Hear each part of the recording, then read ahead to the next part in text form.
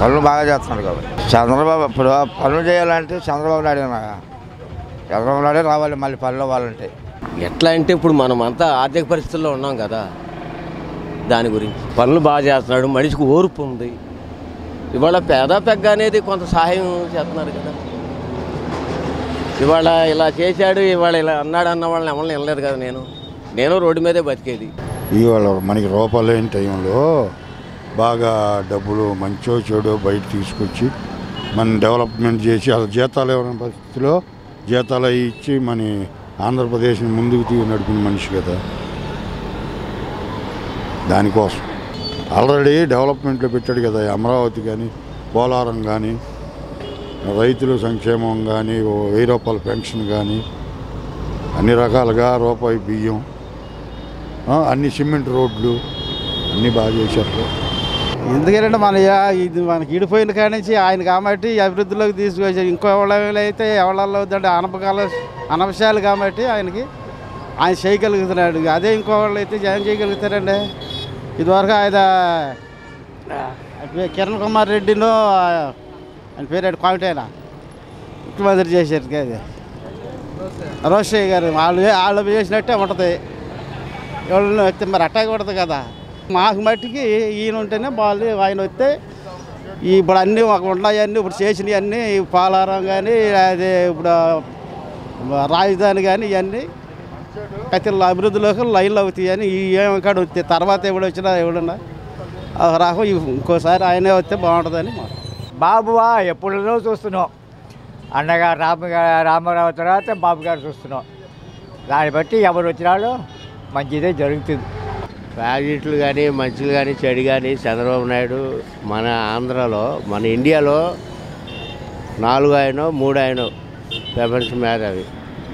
ఇది మళ్ళీ ఆయన వస్తే మొదలుకొండగా ఆయన చేసిన పనులు నీకు తెలీదు ఏంటి, మళ్ళీ కంపు ఇవన్నీ కూడా ఆయన మొదలెట్టాడు కాబట్టి ఏసారి కూడా చంద్రబాబు నాయుడు ఉంటే అదేదో పనులు పూర్తవుతాయి ఏంటి. ఏ పార్టీ వచ్చినా కానీ, ఏది వచ్చినా కానీ పర్లేదు. కానీ ఈ పని మొదలెట్టింది చంద్రబాబు నాయుడు కాబట్టి అది ఆయనే ఉండి అది నెరవేర్చాలి.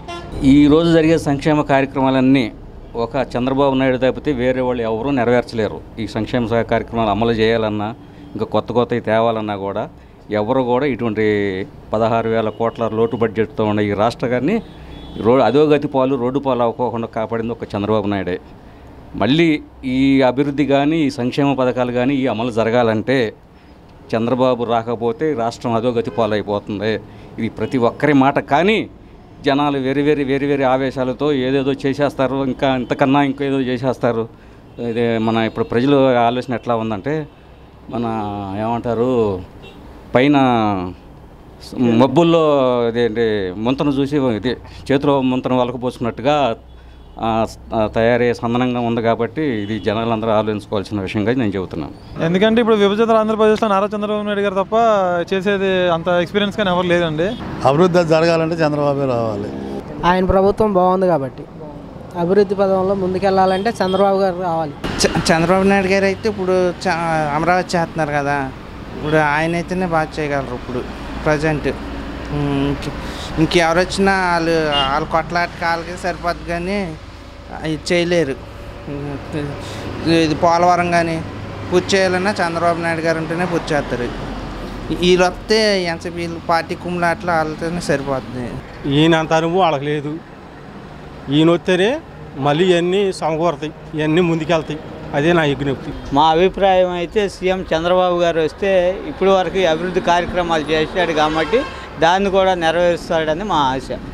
ఈయన చేసే కార్యక్రమాలు సగంలోనే పోలవరం కూడా అభివృద్ధిగానే ఇప్పుడు కృష్ణా డెల్టా వరకు కూడా బాగానే పండినాయి. ఈ వర్షాల ఆధారం కాకుండా దీని గురించి బాగానే పండినాయి. మరి చంద్రబాబు గారు వస్తేనే ఇప్పుడు ఈ సచివాలయము, ఈ రాజధాని, ఈ కార్యక్రమాల్లో సగంగా ఉన్నాడు కదా.